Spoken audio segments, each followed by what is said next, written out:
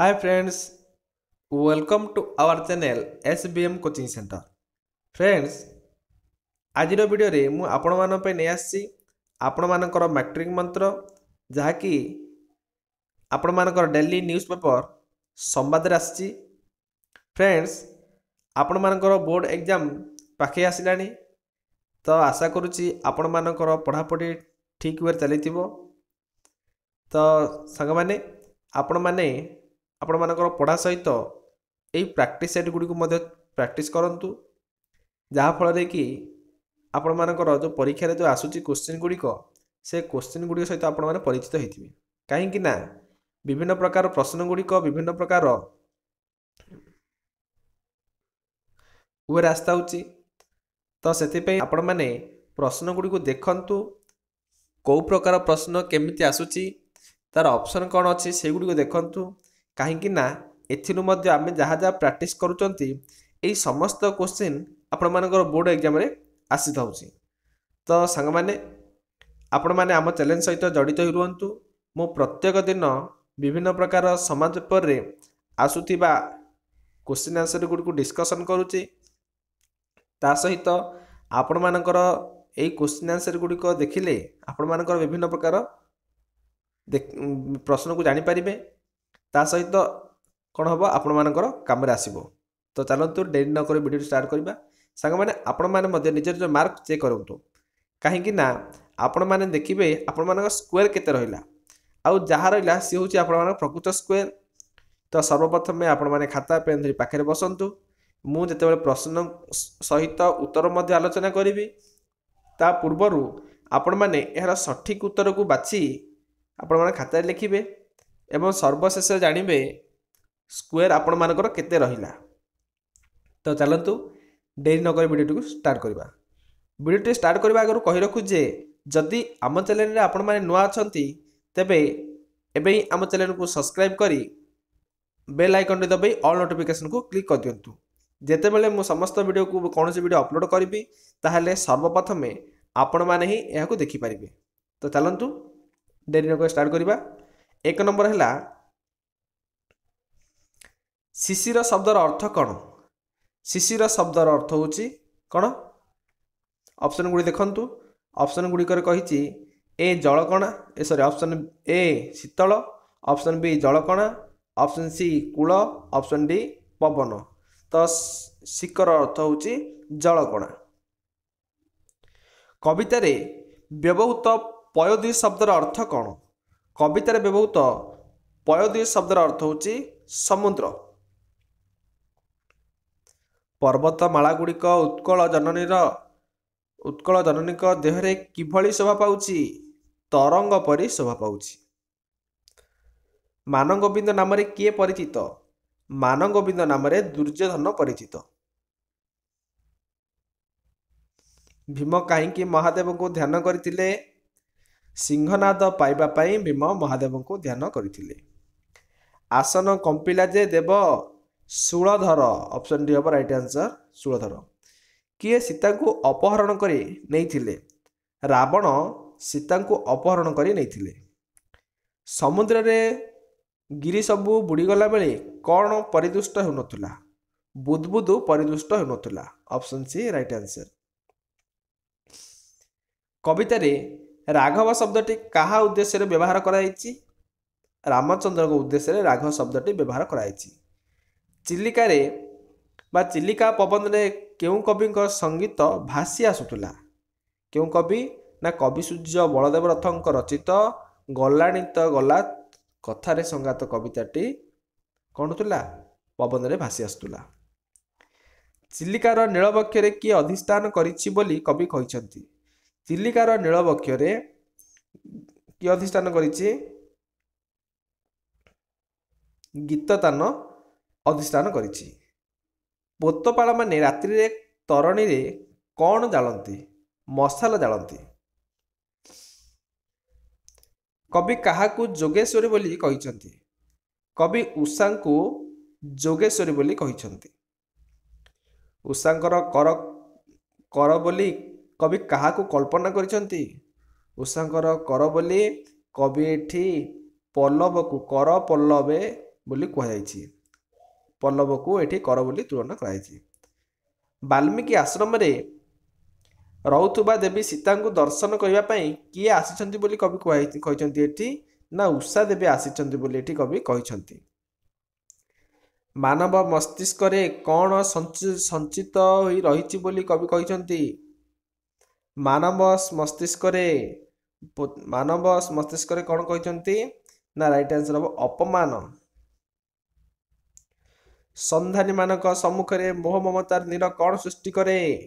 ମୋହ ମମତାର ନୀର କୁହେଳି ସୃଷ୍ଟି କରେ। ତାପରେ 18 ନମ୍ବର, କବିତାରେ କବି ଯୁବକମାନଙ୍କୁ କେଉଁଥିରୁ ମୁକ୍ତ ହେବା ପାଇଁ ଉପଦେଶ ଦେଇଛନ୍ତି? ରାଇଟ୍ ଆନ୍ସର ହେବ କୋଉଟା? କେଉଁଥିରୁ ମୁକ୍ତ ହେବା ପାଇଁ କହିଛନ୍ତି? ନା ସମସ୍ତ ପ୍ରକାର ପ୍ରଲୋଭନ ଓ ବନ୍ଧନରୁ ମୁକ୍ତ ହେବା ପାଇଁ କବି କହିଛନ୍ତି। କିଏ ଡାକିଲେ ମଧ୍ୟ ମାଟି ମାର କୋଳ ଛାଡ଼ିବାକୁ ମନ ହୁଏ ନାହିଁ। ସରଗ ଡାକିଲେ ମାଟି ମାର କୋଳ ଛାଡ଼ିବାକୁ ବା କାଖ ଛାଡ଼ିବାକୁ ମନ ହୁଏ ନାହିଁ। 20 ନମ୍ବର, ନିଜେ ଦୁଃଖ ସହି କାହା ପାଇଁ ଦିନ ରାତି ଲାଗି ପଡ଼ିବେ ବୋଲି କବି କହିଛନ୍ତି? ନିଜେ ଦୁଃଖ ସହି ଜଗତ ପାଇଁ ଦିନ ରାତି ଲାଗି ପଡ଼ିବେ ବୋଲି କବି ଏଠି କହିଛନ୍ତି। ସନ୍ତାନର ରାଗ ରୋଷ ଜନିତ ଦୋଷକୁ କିଏ ଭୁଲିଯାଏ? ସନ୍ତାନର ରାଗ ରୋଷ ଦୋଷକୁ ଜନନୀ ଭୁଲିଯାଏ। ଉମାଚରଣଙ୍କ ତତ୍ତ୍ୱାବଧାନରେ କେଉଁଠାରେ ରହି ଲକ୍ଷ୍ମୀକାନ୍ତ ପାଠ ପଢ଼ିଲେ? ଛାତ୍ରବାସ ରହିକରି ଲକ୍ଷ୍ମୀକାନ୍ତ ପାଠ ପଢ଼ିଲେ। 1934 ମସିହାରେ କେଉଁ ହାଇସ୍କୁଲ ସମ୍ବର୍ଦ୍ଧନା ସଭାରେ ଲକ୍ଷ୍ମୀକାନ୍ତଙ୍କୁ କାନ୍ତ କବି ରୂପେ ଘୋଷଣା କରାଯାଇଥିଲା? ରାଇଟ୍ ଆନ୍ସର ହେବ ଭଦ୍ରକ। କାନ୍ତ କବିଙ୍କୁ ସମ୍ବର୍ଦ୍ଧନା ଦେବା ପାଇଁ ଭଦ୍ରକ ହାଇସ୍କୁଲ ସଭାରେ କିଏ ମୁଖ୍ୟ ଉଦ୍ୟୋକ୍ତା ଥିଲେ? ଲକ୍ଷ୍ମୀ ନାରାୟଣ ସାହୁ। ଗୋବିନ୍ଦ ଭାଇ କେଉଁ ପ୍ରକାର ଲୋକ? ଗୋବିନ୍ଦ ଭାଇ ଆଜୀବନ ଅକର୍ମା ଲୋକ। ଧର୍ମାନ୍ତ ପରେ ଦୀକ୍ଷିତ ବ୍ୟକ୍ତି ଧର୍ମ ପାଖରେ କ'ଣ ଉତ୍ସର୍ଗ କରିଥାଏ? ରାଇଟ୍ ଆନ୍ସର ହେବ ମାନବିକତାକୁ ଉତ୍ସର୍ଗ କରିଥାଏ। ରଜ ପର୍ବରେ ଗ୍ରାମବାସୀମାନେ କେଉଁ ଖେଳରେ ମାତିଥାନ୍ତି? ରଜ ପର୍ବରେ ଗ୍ରାମବାସୀମାନେ ଦୋଳି ଖେଳରେ ମାତିଥାନ୍ତି।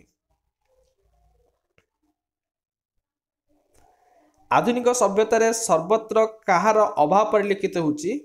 ଆଧୁନିକ ସଭ୍ୟତାରେ ସଂଯମର ଅଭାବ ପରିଲକ୍ଷିତ ହେଉଛି। ସୃଷ୍ଟି ରହସ୍ୟ ଭେଦ କରିବାର କାହାର ପଦବାଚ୍ୟ ଅଟେ? ସୃଷ୍ଟି ରହସ୍ୟ ଭେଦ କରିବାରେ କାହାର ହେବ? ନା ଧର୍ମର ପଦବାଚ୍ୟ ଅଟେ।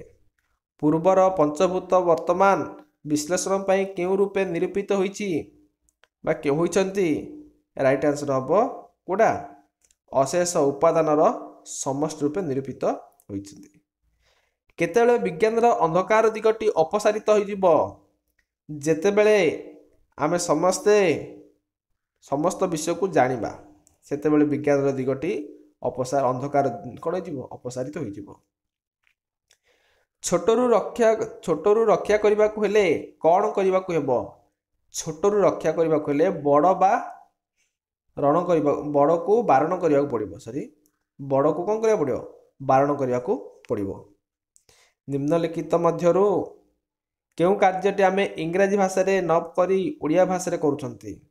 କେଉଁ ଭାଷାଟି? ନା ନିମ୍ନଲିଖିତ ମଧ୍ୟରୁ କେଉଁ କାର୍ଯ୍ୟଟି ଆମେ ଇଂରାଜୀ ଭାଷାରେ ନ କରି ଓଡ଼ିଆ ଭାଷାରେ କରୁଛନ୍ତି? ସରକାର ନିର୍ଦ୍ଦେଶନାମା,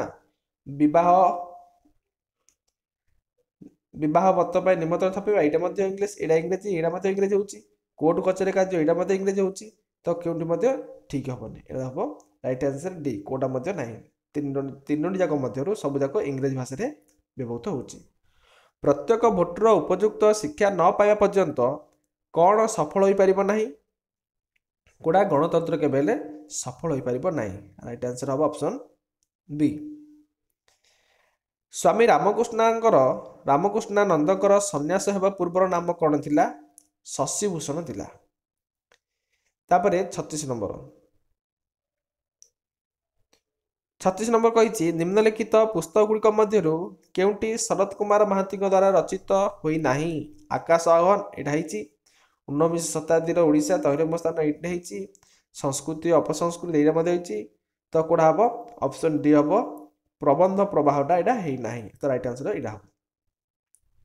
ବିବେକାନନ୍ଦ କିପରି ଦେଶ ସାରା ବୁଲିଥିଲେ? विवेकानंद पादरे चली चली देश सारा बुलिथिले। कुसुमांजलि, छांदमाला, कवितावली, उत्कल गाथा प्रभृति कविता पुस्तकर रचयिता किए? प्रभृति कविता पुस्तक रचयिता नंदकिशोर बल। ऑप्शन डी हम राइट आंसर। केउंटी फकीरमोहनकर एक अनुदितर कृति अटे? फकीरमोहनकर अनुदित कृति कोडा कोडा पूजा फूल नाई, रामायण नाई, कोडा हम लच्छमा हम।